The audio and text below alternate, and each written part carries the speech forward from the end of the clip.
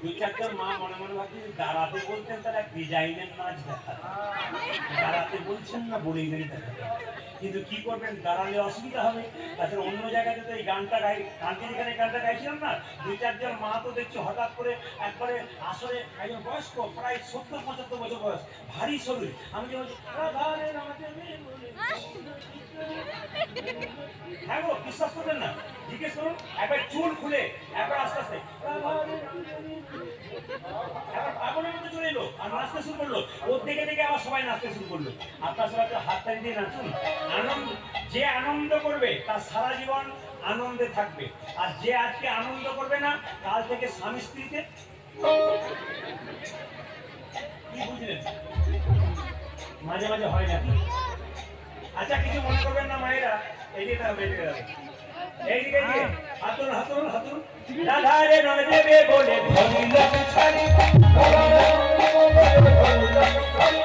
রাধারে নয় দেবে বলে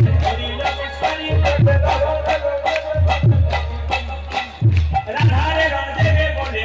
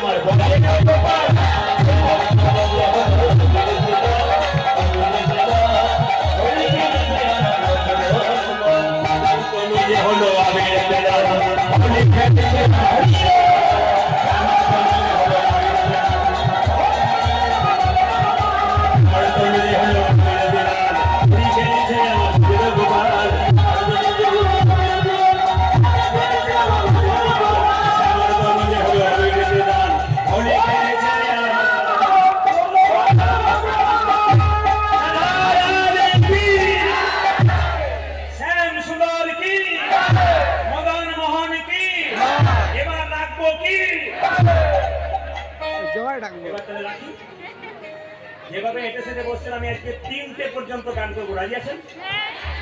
3টে মানে ভোর 3টে বলি না, 3 ঘন্টা ঘড়ির দিকে তাকান কখন পেরিয়ে চলে গেছে। আচ্ছা হ্যাঁ হ্যাঁ, আপনাদের একটু নাচিয়ে ছাড়বো, তবে বলে রাখি সন্ধ্যাবেলায় 3টে কাজ করলে সংসারে অশান্তি আছে। বলবো না, বাদ দিয়ে দেবো। মায়েরা শুনে নিন, আবার কবে হবে না জানি না, ডেট পাওয়া খুব মুশকিল হয়ে যায়। একটা কথা বলে দিই, যে যেখানে বসে আছেন, সন্ধ্যাবেলায় 3টে কাজ। যম সংহিতা, যারা বইপত্র পড়েন আমার দিকে তাকাবেন। যম সংহিতা বলছে সন্ধ্যাবেলাতে, ঠিক সন্ধ্যা এই সময় 3টে কাজ করলে সংসারে অশান্তি হয়। কি? সবাই তাকাবেন। সন্ধ্যাবেলায় খেতে নেই, সন্ধ্যাবেলায় শুতে নেই, আর সন্ধ্যাবেলায় স্বামী স্ত্রীর মিলন হতে নেই। কোথা থেকে বললাম? যম সংহিতা, যারা বইপত্র পড়েন মিলিয়ে নেবেন কথাগুলো। যম সংহিতাতে বলছে সন্ধ্যাবেলাতে আপনার বাচ্চা বলছে ও মা খাবো, ও মা খাবো, ও মা খাবো, আপনি কি বলবেন? বাবা একটু দেখ, সন্ধ্যা করে দেখি দিই, একটু সন্ধ্যারে পেটে যাক, তবে একটু বুঝি ভালো করে। কেন? সন্ধ্যাবেলায় খেলে শরীরে ব্যাধি হয়। সন্ধ্যাবেলায় কারা খেতে পারে? যে বাচ্চা কোলে আছে, মায়ের দুধ পান করে, ওকে সন্ধ্যাবেলায় দেবেন, তবু চেষ্টা করবেন একটু পরে দেবার। আর সন্ধ্যাবেলায় শুতে নাই, দেখুন যে অসুস্থ ব্যক্তি সে সন্ধ্যাবেলায় শোবে 100%, তার জন্য ছাড় আছে। যে অসুস্থ ব্যক্তি রোগে ভুগছে, সে তো দাঁড়িয়ে ঘুরতে পারে না, সে কিন্তু শোবে রাত্রিবেলায়, সন্ধ্যাবেলায়। কিন্তু যদি সুস্থ ব্যক্তি হন, খুব ঘুম আসে, সন্ধ্যাবেলাটা বাদ দিন। কারণ আমরা রাত জেগে কীর্তন করে বাড়ি যাই, ঠিক যখন সন্ধে হয়ে যায় দুপুরবেলায় ঘুমিয়ে পড়ি, তো একবারে মনে হয় না সন্ধ্যে রাত্রি, গভীর ঘুম। বাড়ি থেকে বলে এবার উঠে যাও, বলে কেন? শঙ্খ বাজছে, সন্ধ্যা হয়েছে, তারা করতে গেলাম। কেন? সন্ধ্যাবেলায় শুতে নেই। আর সন্ধ্যাবেলায় স্বামী স্ত্রী মিলন নয়। কেন? শাস্ত্রের প্রমাণ দেব। কশ্যপ মুনির দুজন স্ত্রী ছিল, একটা দিতি একটি অদিতি। অদিতির ঠিকমতো মিলন করেছিল স্বামীর সঙ্গে, দেবতার মতো সন্তান জন্ম দিয়েছিল। একদিন কশ্যপ মুনি ধ্যান করছে ভগবানের সন্ধ্যাবেলায়, আর দিতি তার হাতটা ধরেছে, চলো কোথায়, বিছানায়, আমার মনের বাসনা পূর্ণ করো। দিদি তার স্বামী কশ্যপ মুনিকে বিছানায় নিয়ে গেলেন, মনের ইচ্ছা পূর্ণ করলেন, একটি সন্তান এলো। সেই সন্তানটা হলো অসুর সন্তান। সংসারে থাকবেন, কিছু ভালো কাজ করবেন, দেখবেন জীবন সুন্দর হবে। সংসারে থাকবেন, আচার মানবেন না, তাহলে হবে না। সংসার সুখের হয় পুরুষের গুণে।